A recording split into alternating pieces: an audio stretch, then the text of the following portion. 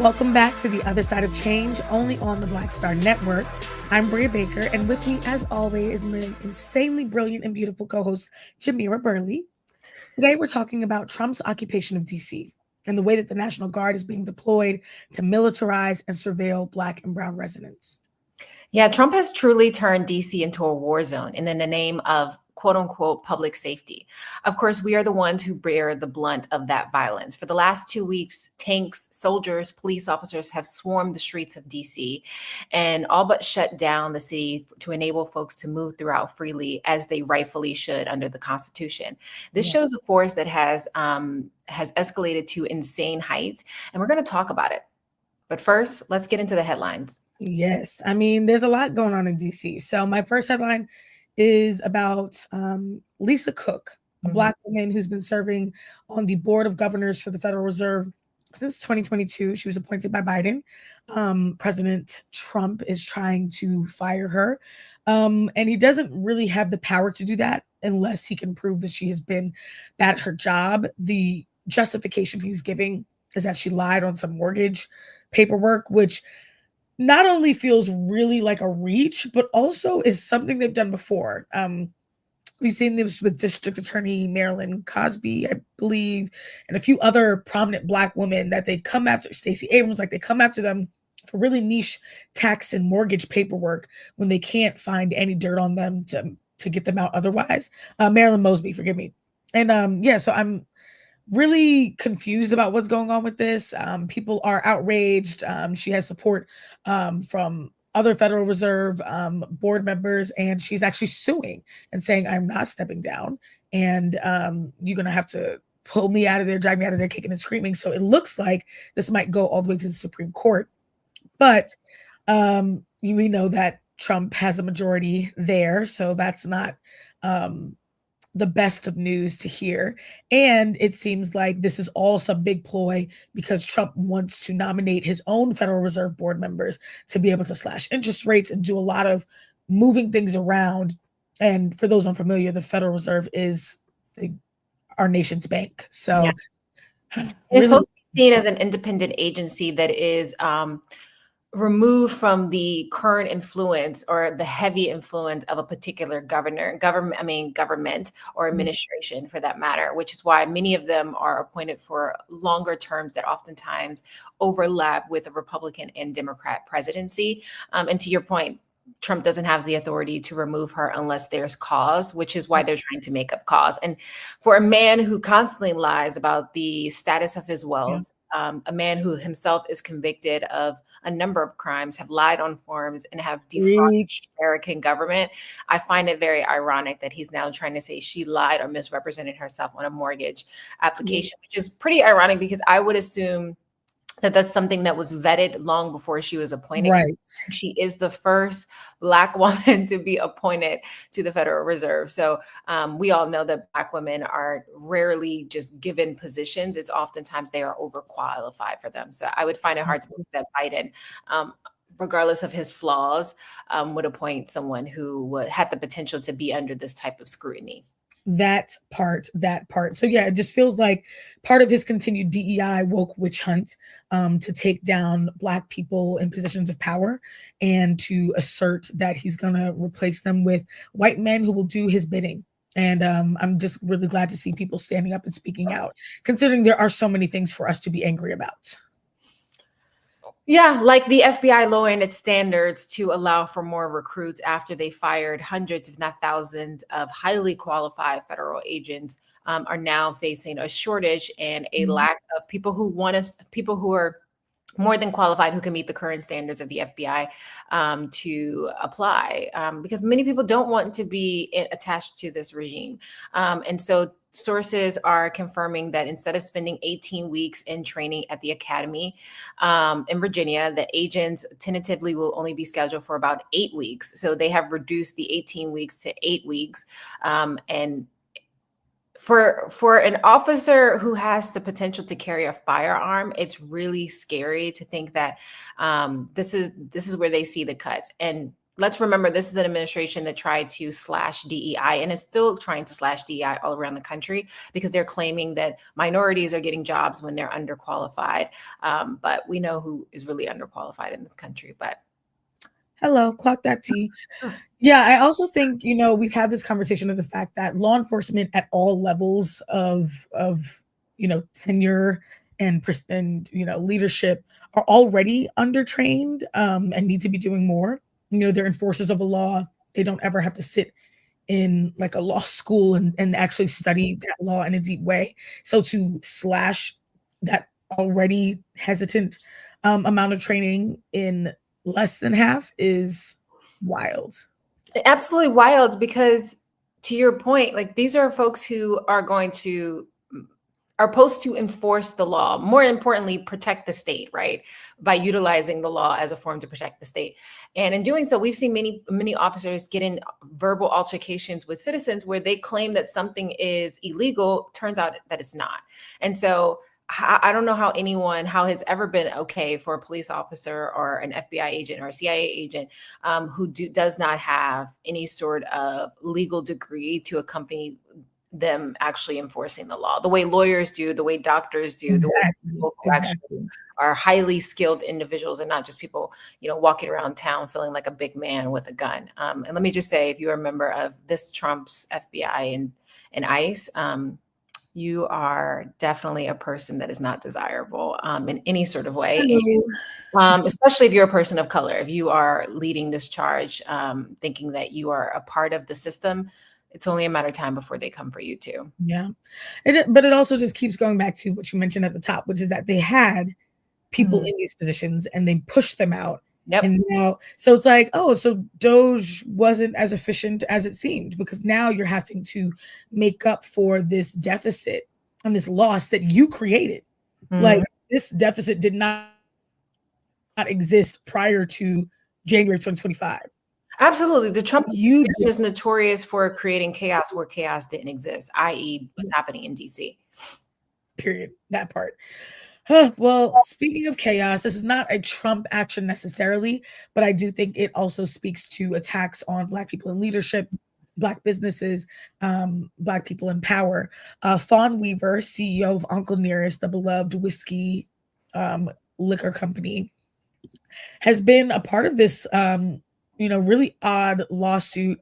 I will be honest and say I am not a business expert. So as this was all going down, I really had to dig in and try and understand what was happening. But essentially, as all businesses do, the company Uncle Nearest borrowed some money. The creditor is saying that Uncle Nearest defaulted on that loan. Uncle Nearest is saying we had a CFO who wasn't doing what they were supposed to do, but we do have money. We do have collateral. We, can make this happen. Let's get on a payment plan. And still, in spite of that, in spite of their transparency and their cooperation, a court has appointed a receivership and is essentially like stripping Fawn Weaver and her team of power in the name of paying back this creditor. Now, what I have learned from people who are more intimately connected to like the business side of things is that typically a receivership, it's almost like a conservatorship or a guardianship that we've seen with like famous people like a Britney Spears or Wendy Williams, and that things have to get really, really bad for the court to appoint someone to step in and take control of the finances. And one unpaid creditor does not make typically this sort of situation. So it just feels like a takedown, a shakedown, many things. Fawn Weaver was put under a gag order, but she has been subtly referencing the lawsuit in different appearances that she's been making, including most recently at InvestFest here in Atlanta.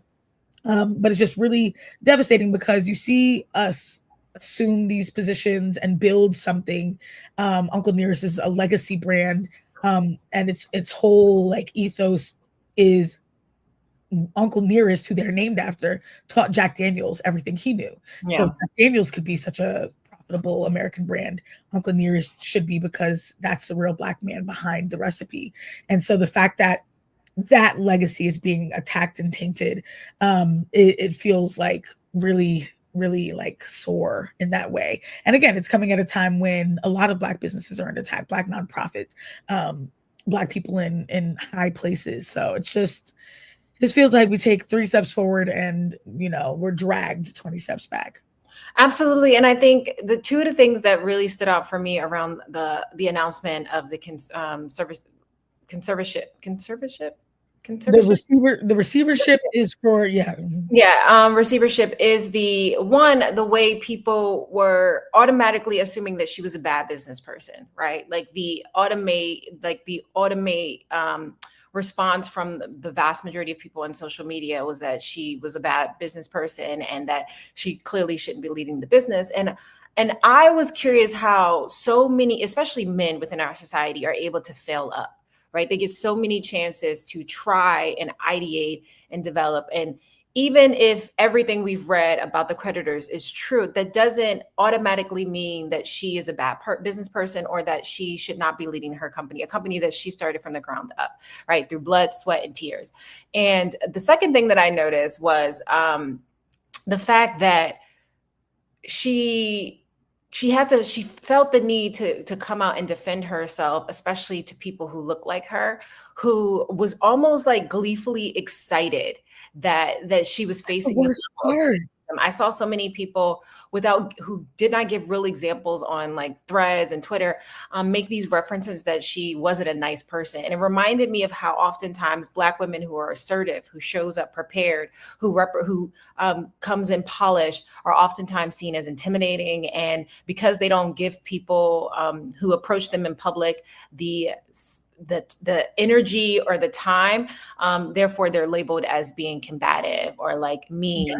Yeah. And it was really frustrating because some people will say to me like, oh, Jamira wasn't nice because I didn't smile at them. And I think that's just so bizarre that we put this pressure on Black women to always accommodate the responses of individuals, and if not, then or accommodate these niceties when we engage with people. Otherwise we're labeled as just being mean or rude or bitch, all of those things, because we're not nice. We don't smile enough. We don't give people give people opportunities even when we don't have to give. So yeah, it was pretty frustrating watching that, but I hope her all the best that she's able to figure this out. Yeah, to your point, one creditor shouldn't automatically mean that she should be out of having control of her business. And the bank, I think, probably overreached. And I'm curious to see what the courts will say as she continue to fight this battle. Yeah, same. I know she's been pushing people to clear those shells though. So there's been a lot of community support. And I think that's always important for us to show, is that we're not ever going to beat the capitalist game. It's not designed for us to beat it. But through community, through genuine support of one another, I think we can really show that we have brands that have staying power. So no, absolutely. And for the last final headline, I hate these headlines and they're becoming more frequent than not.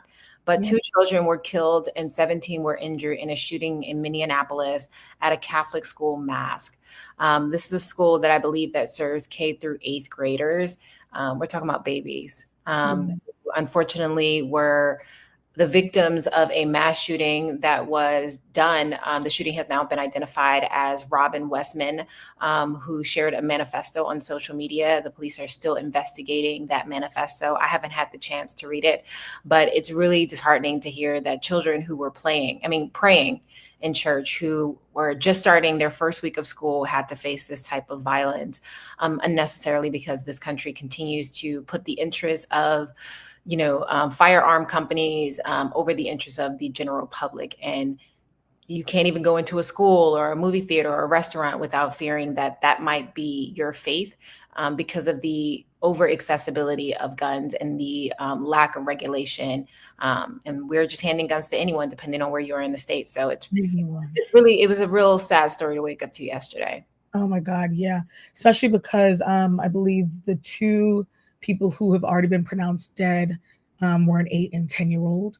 They were already interviewing a 5th grader directly after the shooting, who described one of his classmates saved his life by shielding him with his own body, and was in the hospital in critical condition because he had gotten hit while trying to save his friend. And so it's just that kids are having to make these decisions of how to save myself, how to save my friends. Also, this same child that was doing this interview described, like, we do drills every month. So he knew what to do, and still it doesn't. So the drills are not stopping things. Police are not stopping this. We just need to get these weapons out of the hands of people. And, it's always a very specific group of person who are behind these shootings. Another white person who got their hands on a large amount of weaponry and ammunition. We need more digital security, because the manifestos, it wasn't like the manifesto was posted and 1 minute later Robin Westman walks into the building. And so it's like, how are we not combing the internet better to find these things and stop before it happens? Because they can shut down our posts for music copyright like that. They can shut down social media. It just feels like so little is being done that would actually be effective. And we keep holding on to the same things. Give the kids drills, give the kids, bulletproof whatever. And it's like book bag. I've seen those. Yeah. We're preparing children for war zones versus for just existing and living their lives in a country that's supposed to be free, in a country that's supposed to, be different than other places. And we continue to show that we are, we too fall victim to the institutions that are oftentimes run by a capitalist society who sees money and greed as more important than the lives of babies. We are different than other places in a bad way. We're the only country that deals with mass shootings in this way. Everyone else has found a way to learn from those moments and curb the violence. And we just, as you said, it keeps becoming more and more frequent. So really scary times. Times. Yeah, especially for, especially for parents out there who are sending their kids to school. But we're going to take a quick break. You are watching On the Other Side of Change, only on the Black Star Network. We'll be right back.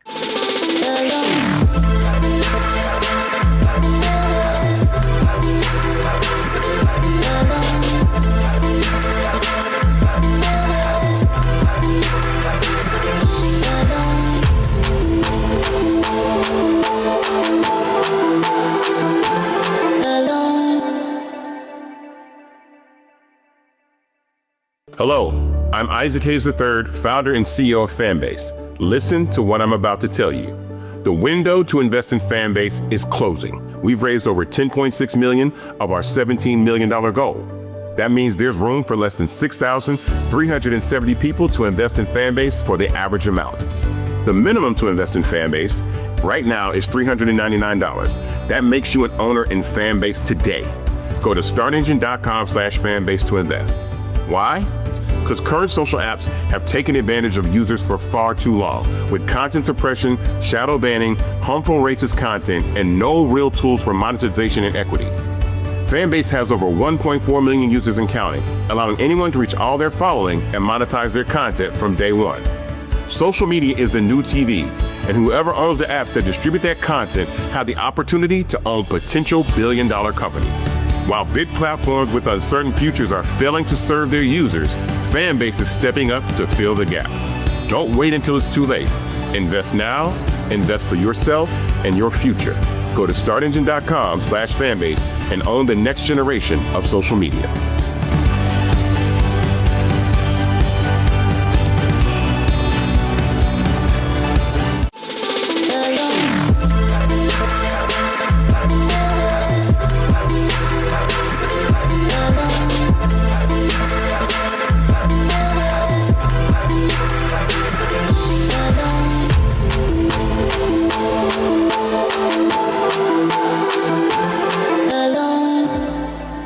Welcome back to The Other Side of Change. We just finished unpacking some really harrowing and hard headlines, but now it's time to talk about another really hard and harrowing headline, which is what's happening in our nation's capital, the way that people who live, work, and study there are being affected, and how what we're witnessing is truly just the beginning.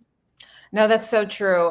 Because Trump has now announced plans to deploy the National Guard to Chicago, Baltimore, New York, and other cities, which just happen to be homes to some of the largest populations of Black and Brown people. Mm-hmm. Trump has been painting these cities as crime-ridden and in the need of cleanup through brutal force, which is just the justification to use his power, overreaching power in those cities with police and soldiers. Coincidence? I think not, especially when many of those cities not only have a large Black and brown population, but are oftentimes run by Black legislators. And it's no surprise. This feels like a reminiscence of the war on drugs that plagued our cities for decades, and people are still dealing with the repercussions of those policies. That's such a real comparison. And also, these are some major attacks on the unhoused, which is insane to come in the midst of an economic crisis that Trump has created and exacerbated. He's led rampant layoffs on a federal level, tariffs that are directly affecting consumers. And so all of this is making it so much harder for the average American to be on top of anything like their finances, their debt to income ratio, remaining in housing. And so it's insane to say the least. Let's break down what is happening, though, over the last few weeks, because nearly 1,000 National Guard troops and about 500 federal officers from 18 different agencies have been reassigned and deployed in D.C. as a part of this authoritarian takeover.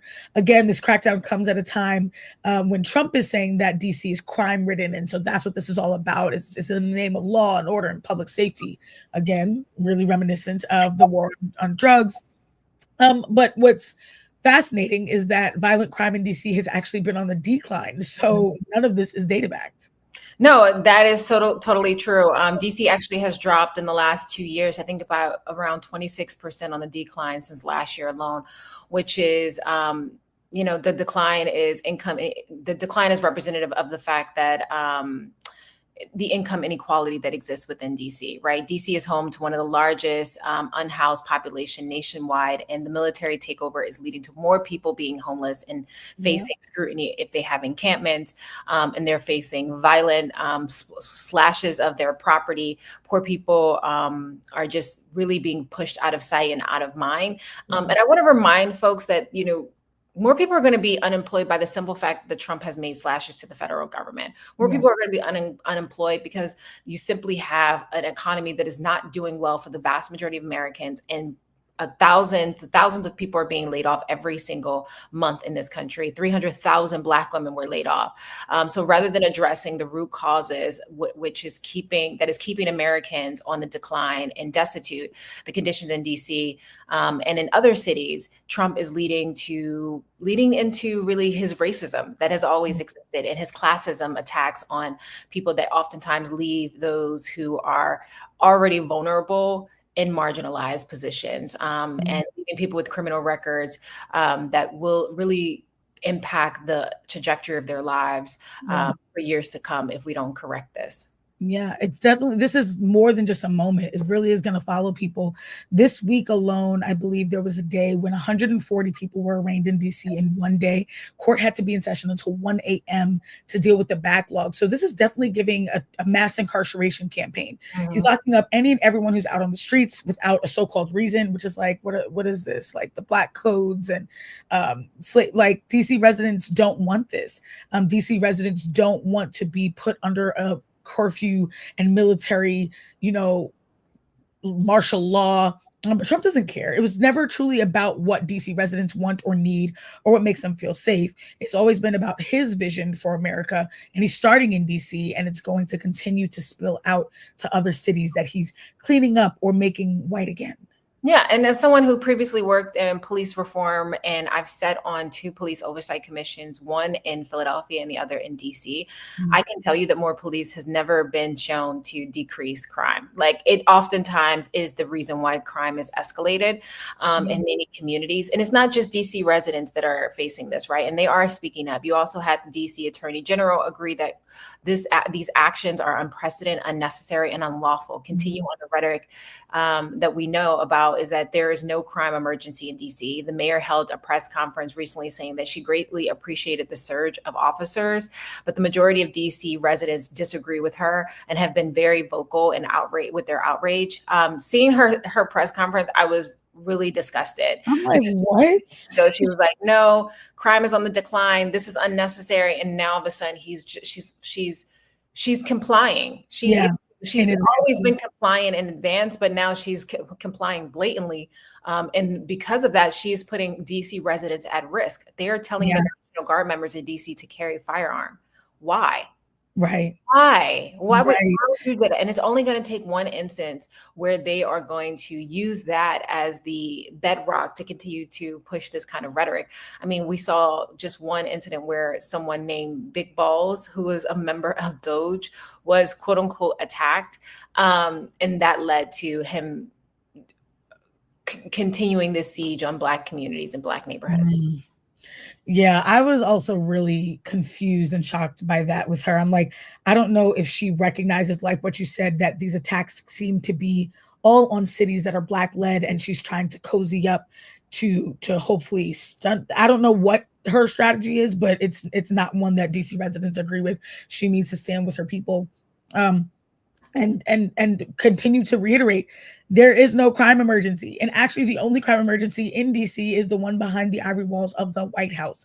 So ironically, there have been some shots because, again, the National Guard is being deployed. You have thousands of soldiers and police officers in DC that were not there 2 weeks ago. And some of them have nothing to do. So much so that there have been videos and photos of some of these National Guard members picking up trash around Lafayette Park and outside of the White House. So, I mean, I'm like the metaphors are being said themselves. That like there's no real epidemic of crime for them to address outside of what every major city in the US deals with, every major city in the world deals with. And so I think to label these cities as having unique crime issues is so false and very much a racist and classist attack. Yeah, and I will say watching National Guard members pick up trash would be slightly funny if it wasn't impacting our community so much. Right? In addition to the show of physical force, Trump is now planning to drop and has dropped some executive orders that threatens to end cash bond bails, which has been the law since 1992, to establish a specialized National Guard unit that maintains order. Sounds very Putin-like. Prosecute protesters who desecrate the American flag, which, according to the Constitution, is our right. And yeah, we're just seeing him look for any way and every way to draw attention from the real issues of violence in this country, like mass shootings, and the fact that he is under scrutiny by his entire base around the Epstein files, and he is using these moments as an opportunity to distract from the real issues and the real accountabilities, because God forbid he actually shows some level of transparency in his administration. Say that, because no National Guard is being sent to Minneapolis to deal with mass shooting. No National Guard members were sent to the city where two elected officials were assassinated by someone impersonating a police officer. We have hurricanes hitting various parts of this country. No National Guard members are being sent there to make sure that people are being evacuated safely. So the actual spaces where there really are crises are being ignored in the name of this like created sense of urgency, and a fabricated sense of urgency that just does not exist. And so much for freedom of speech. I always think it's so interesting that Trump and his cronies, who claim to be the freedom of speech people, are constantly putting out these executive orders and these calls for policing and prosecuting people for their right to protest. When the Supreme Court affirmed back in 1989 that burning or otherwise destroying the nation's flag, while offensive, is protected as free speech, but Trump is looking to circumvent all of that with threats of mandatory minimums of 1 year in jail for any destruction of the American flag. So this is Fascism 101.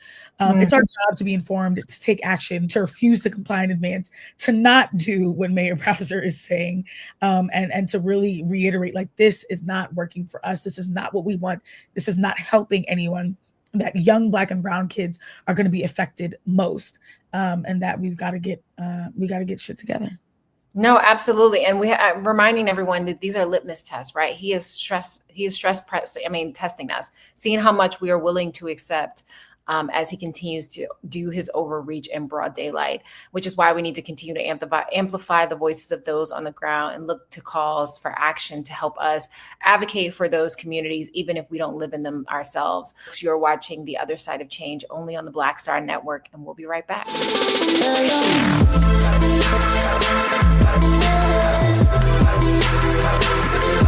Alone.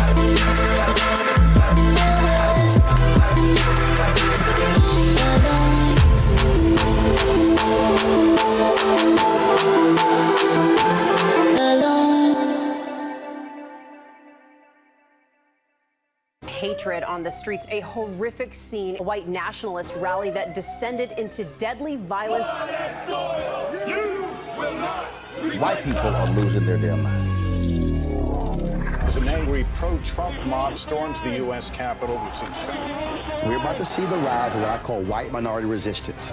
We have seen white folks in this country who simply cannot tolerate black folks voting. I think what we're seeing is the inevitable result of violent denial. This is part of American history. Every time that people of color have made progress, whether real or symbolic, there has been what Carol Anderson at Emory University calls white rage as a backlash. This is the rise of the Proud Boys and the Boogaloo Boys. America, there's going to be more of this. Here's all the Proud Boys, Dave. This country is getting increasingly racist in its behaviors and its attitudes because of the fear of white people. The fear that they're taking our jobs, they're taking our resources, they're taking our women. This is white fear.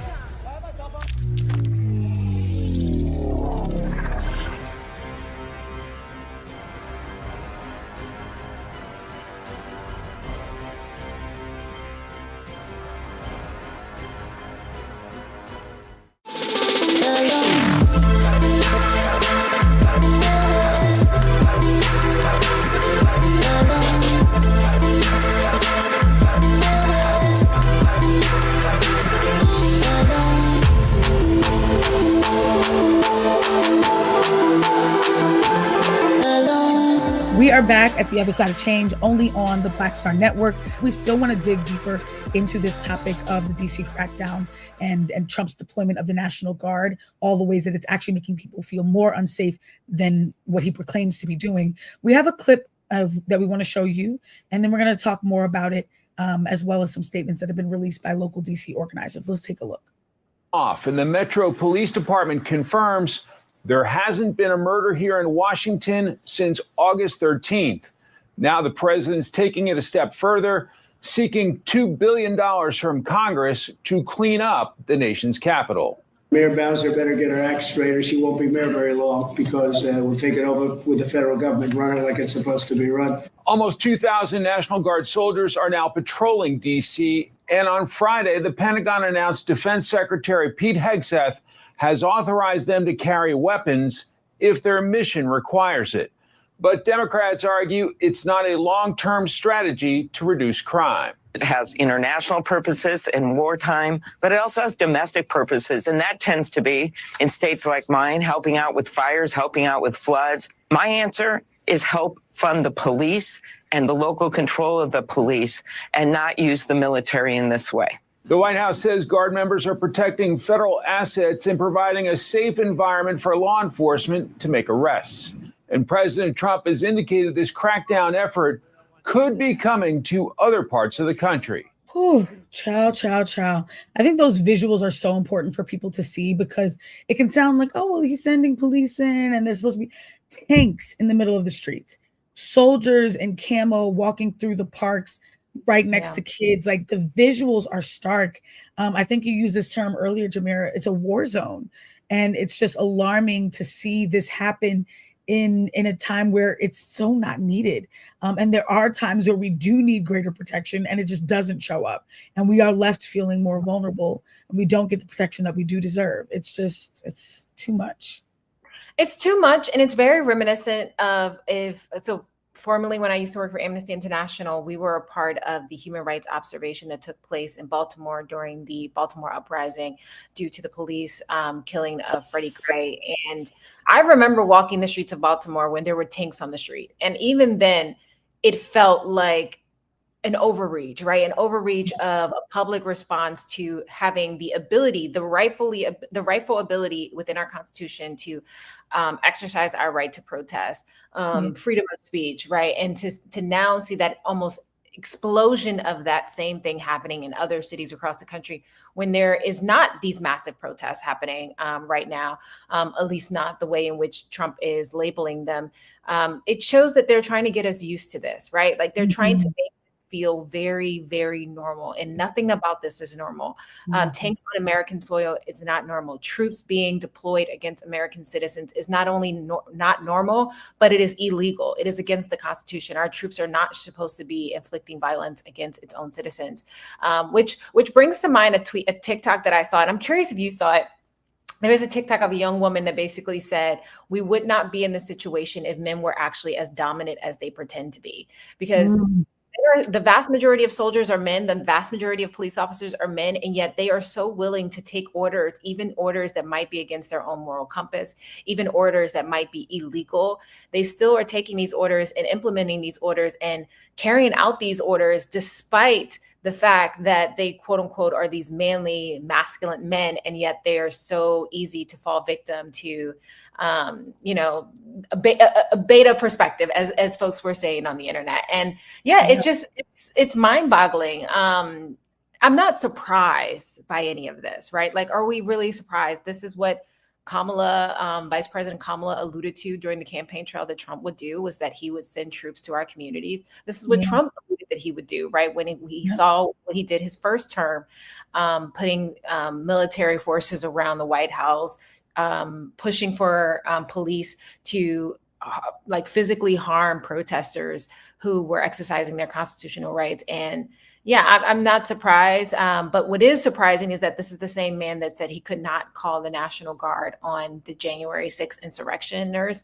And yet he has the authority to call the National Guard on more than 19 states. It doesn't make sense. None of it makes sense.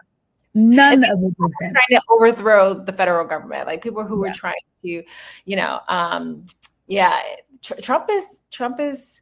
Trump is that guy, man. He's going to do what he said he was going to do. And we are the ones who, too many people are the ones that didn't believe him. And now they're seeing the repercussions of that. Yeah. I'm so glad that you brought up the insurrectionists, because those are people who were armed, who stormed the Capitol, who were attacking law enforcement, which again, this is the party that claims to not only stand with the troops, but to back the blue. And nothing, right, law and order, everything. They had nothing to say and no real accountability or punishment for those rioters. And then for, that's like treason. That's an attempted coup. Meanwhile, citizens who are unarmed, civilians who are not engaging in any sort of violent protest of any kind, are being attacked in the name of public safety and what is needed to come after these unarmed civilians are these big rolling tanks. And it's just as you said, it really out of a movie, right? It's something that you see happening outside of the US and now, but it's a reminder, eventually these tactics that we allow to be implemented around the world will come home to roost. Like American imperialism will come home to eat our faces. And we're seeing that in real time, which is why, the NAACP put out a statement regarding Trump's takeover that was flanked by a statement or a comment or a quote by the president of the NAACP, Derek Johnson, as well as the president of the DC chapter. President Derek Johnson said, the brave men and women who are making up the National Guard are our country's defense against domestic emergencies and national disasters, not weapons against American citizens. Deploying the National Guard in this way will not only disgrace our troops, but also a waste of taxpayer dollars. And it's built on a lie. This is an administration that, quote unquote, said that they were going to reduce waste, federal waste. And we are watching hundreds of millions of dollars being spent on a lie that could be going to actually support people getting off the street, people getting access to jobs, people getting being retrained for the workforce, us actually making our community safer and prettier. But instead, we are seeing the military state that we have created through providing military armory and guns to our police officers being now weaponized against us. And we said this was going to happen, right? We said this was going to happen through the many protests and many advocates over the last decade. And now we're seeing it play out in real time. Yeah, you hit that right on the head. But again, organizers are not backing down, though this was avoidable. And though this was avoidable and we shouldn't be in this position. They are still fighting back. There's an Instagram page at Free DC Project. The Free DC movement actually existed long before this moment, just to really advocate for the rights of DC residents, knowing what was going to happen on the other side of this election. And so they have put out their own statements saying, remember what works. Those strategies being do not obey in advance, prioritize joy, take up space, be in solidarity and organize, lean on your neighbors and your community members. And I think that that's so critical. They have also mentioned that they just want to be really visible about Free DC, that DC is currently being occupied, and to continue to use that language, because what we're not going to do is lean into the narrative that this is being done on behalf of DC residents. It's being perpetrated against DC residents. And so that's really critical. And again, they also put out a statement around Mayor Bowser's remarks and said 80% of DC opposes Trump's control over the police. The overwhelming majority of DC residents oppose what's happening right now. And they want a mayor and an administration that's not going to violate their constitutional rights, disappear their neighbors, or treat children like criminals. Their demand remains the same: all escalated federal forces out now. And I couldn't agree more. I think that that's absolutely what we need. Get the National Guard out of DC and keep them from entering into other cities as well. We can't afford this sort of crackdown to happen across the nation. What we really need is protection against these mass shootings. What we really need is enforcement of climate change law. COP 30 is around the corner. Like, what we actually need is for our president to be focused on real epidemics that we're facing, not these fabricated ones. Couldn't agree more, which is why this conversation is not the end, but the beginning. As we continue to keep you all updated as these stories developed, and also, continue to see how Trump continues to use his fascist regime to impede on the civil and human rights of all of us. So the conversation continues on, and we will continue to keep you updated. With that being said, you are watching On the Other Side of Change, only on the Black Star Network. As always, keep pushing, keep fighting, and we'll see you back next time.